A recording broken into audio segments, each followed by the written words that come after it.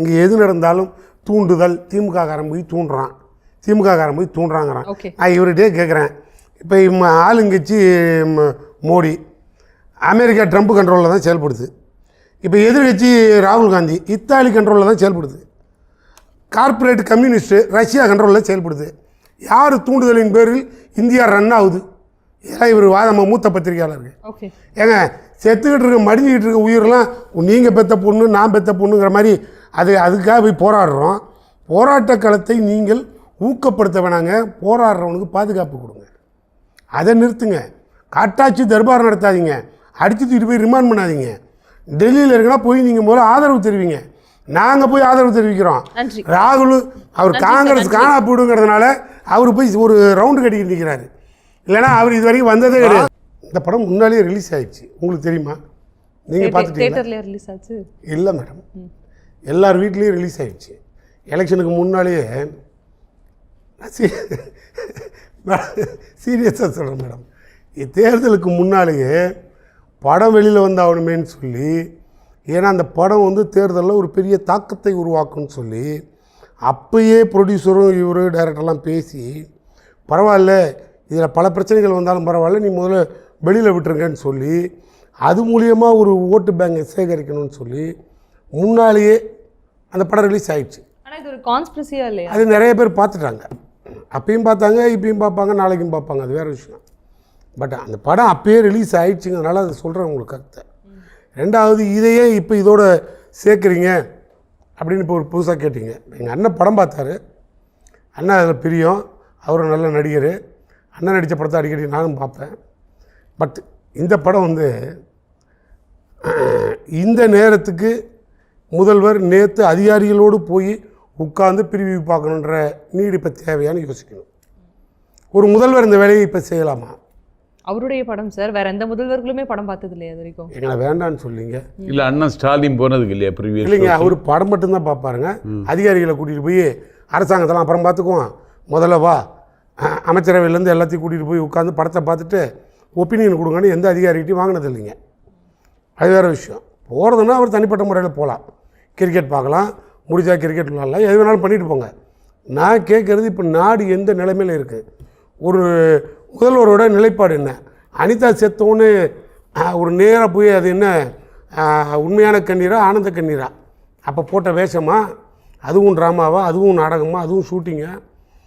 அவ்வளோ டீப்பாக நானும் பொது வாழ்க்கையில் என்னை காட்டிக்கிறேன்னு இந்த வசனம்லாம் பேசிட்டு இன்றைக்கி அதே நீட்டுக்காக வேறு இழந்துக்கிட்டு இருக்கோம் ஒவ்வொரு ஸ்டேட் வைஸ். அதுக்காக இன்றைக்கி ஒரு பெரிய டீமே போராடுது.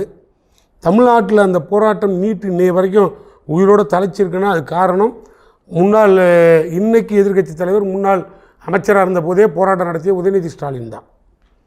மந்திரியாக இருக்கும்போதே நீட்டுக்காக மந்திரி பதவியில் இருக்கும்போதே எல்லா மந்திரியும் கொண்டு வந்து உட்கார வச்சுட்டார், போராட்டம் நடத்தினார், யாராலும் மறுக்க முடியாது.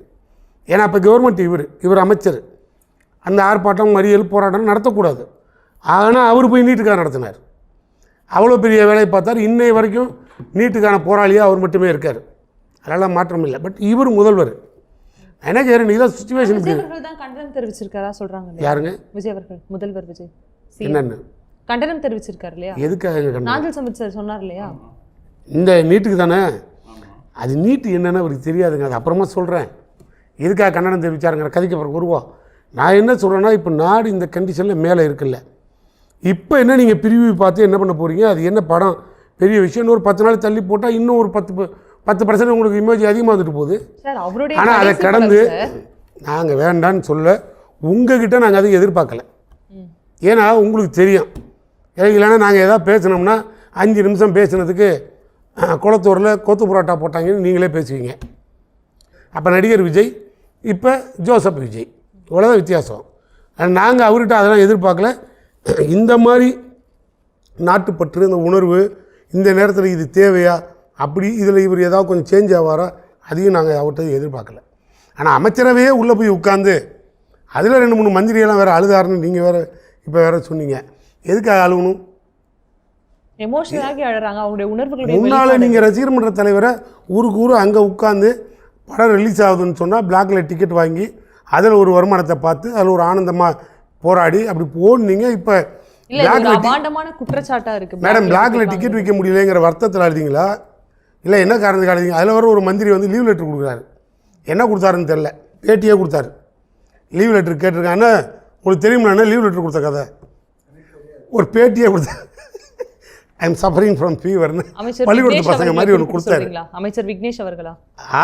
பேர் வரைக்கும் கரெக்டாக சொல்கிறீங்க, நான் அவருக்கு தெரியல. அண்ணனுக்கு இப்போ தான் வந்திருக்கேன். கேட்குறேன், நான் கன்ஃபார்மாக சொல்லலாம். மேடம் அதான் உண்மை, அவர் தானே பேட்டியே கொடுத்தாரு. அப்படியெல்லாம் ஒரு அமைச்சர்கள் பேட்டி கொடுத்துட்டு அமைச்சர் வேலையை விட்டுட்டு ஒரு நாள் லீவு கேட்டு வந்து பார்க்குற அளவுக்கு படம் இருக்குது. ஏன் உள்ளே அழுகுறீங்க கேட்டால் கடைசி படம்னு சொல்லிட்டாருங்க. யாருங்க வேணான்னா இன்னும் 6 மாதம் கழித்து பதவி பிடிச்சினா திரும்பி கண்டினியூவாக படம் தான் நடிப்பார். நடிக்க வேணான்னு அவருக்கு யாராவது தடை உத்தரவாக இருக்குது? அந்த எல்லாம் இங்கே கிடையாது. திமுகவினர் தொடர்ந்து 6 மாசத்துல பதவி போயிடும் சொல்லிட்டே இருக்கீங்களே, என்னதான் காரணம்? ஆறுதலுக்கு இல்லைங்க, இப்போ கூட அவங்களுக்கு அவங்களுக்கு ஒரு ஆறுதல் வேணும். இல்லை இப்போ கூட அண்ணன் வரும்போது பார்த்துருப்பார், கம்யூனிஸ்ட் வந்து தன்னுடைய ஆதரவு நிலைப்பாட்டை மறுபரிசீலனை செய்வோம்னு சொல்லியிருக்காங்க. அப்படின்னு பார்த்தா நீங்கள் இன்னும் தனி மெஜாரிட்டியில் அண்ணன் பவர்ஃபுல்லாக உட்காந்துருக்க மாதிரி நம்ம கற்பனைக்கு போக வேண்டாம். எந்த நேரத்துலையும் காலை வரைக்கும் வெளியில் வந்துடுவாங்க.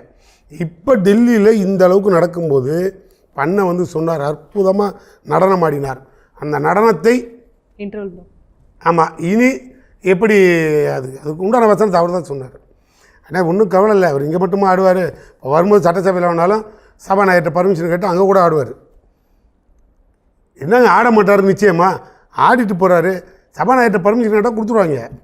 இப்போ ஏற்கனவே கொடுக்கலையா ஒரு காட்சி நடிக்கவான்னாரு. சபாநாயகர் தாராளமாக உங்கள் விருப்பம்னாரு, இப்படின்னாரு. அதான் இப்போ வைரலாக ஓடுது. அதுதான் படத்தோட மெயின் ஸ்க்ரீனே அதுதான். பார்த்தீங்கன்னா அதில் வந்து கீழே வந்து சபாநாயகர் படத்தை சேர்த்து போட்டிருக்கணும். அதான் மெயின் ஸ்க்ரீனு. அதனால் இன்னும் கவலைலாம் பட வேணாம். இப்போ தேட்டரில் பார்க்குறீங்க, உங்கள் முதலமைச்சரை சட்டசபையில் பக்கத்துலேயே உட்காந்து பார்க்குறீங்க, ஆட சொன்னாலும் ஆடுவார்.